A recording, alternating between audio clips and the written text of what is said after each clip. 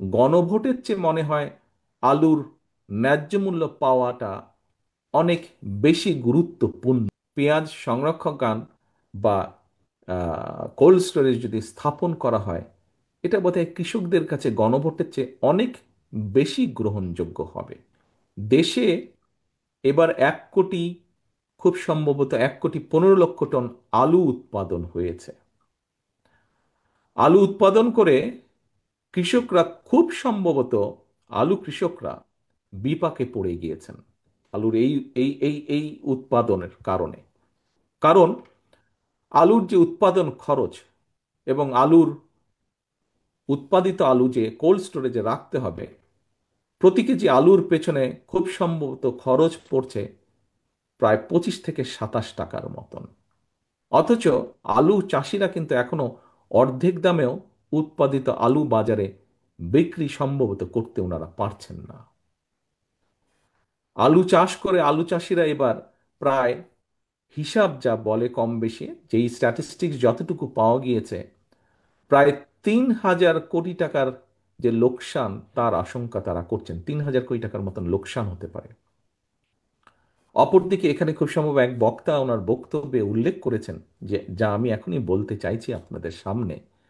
অপরদিকে আমরা দেখি যে দু একটি রাজনৈতিক দলের আবদার মেটাতে গিয়ে কথিত গণভোট যদি করতে হয়, রাষ্ট্রকে, আলু চাষিদের যে 3,000 কোটি টাকা পরিমাণের গড়ছা, এই কথিত গণভোট করতে হলে রাষ্ট্রকে প্রায় সমপরিমাণের টাকা গচ্ছা দিতে হবে।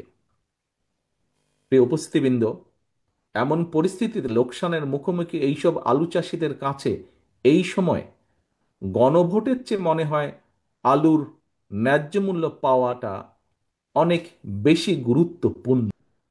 উপস্থিতিবৃন্দ, আমি যতটুকু জানি, আমি আমার পক্ষে যতটুকু সম্ভব হয়েছে, দেশে চাহিদার, যে পরিমাণ পেঁয়াজের চাহিদা বা যে পরিমাণ উৎপাদন হয়, আমাদের কৃষকদের কম বেশি মোটামুটি সক্ষমতা রয়েছে, যদি তাদেরকে সহযোগিতা করা হয় বিভিন্নভাবে, সক্ষমতা রয়েছে মোটামুটিভাবে আমাদের যেটা ডিমান্ড রিকোয়ারমেন্ট সেটি উৎপাদন করা।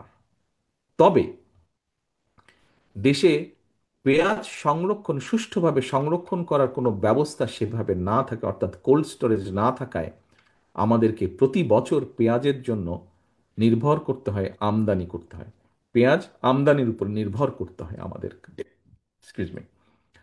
আমার কাছে মনে হয়েছে জনগণের হাজার হাজার কোটি টাকা ব্যয় করে কথিত গণভোট উৎপাদনের চেয়ে সেই টাকায় পেঁয়াজ সংরক্ষণাগার বা কোল্ড স্টোরেজ যদি স্থাপন করা হয়, এটা বোধহয় কৃষকদের কাছে গণভোটের চেয়ে অনেক বেশি গ্রহণযোগ্য হবে।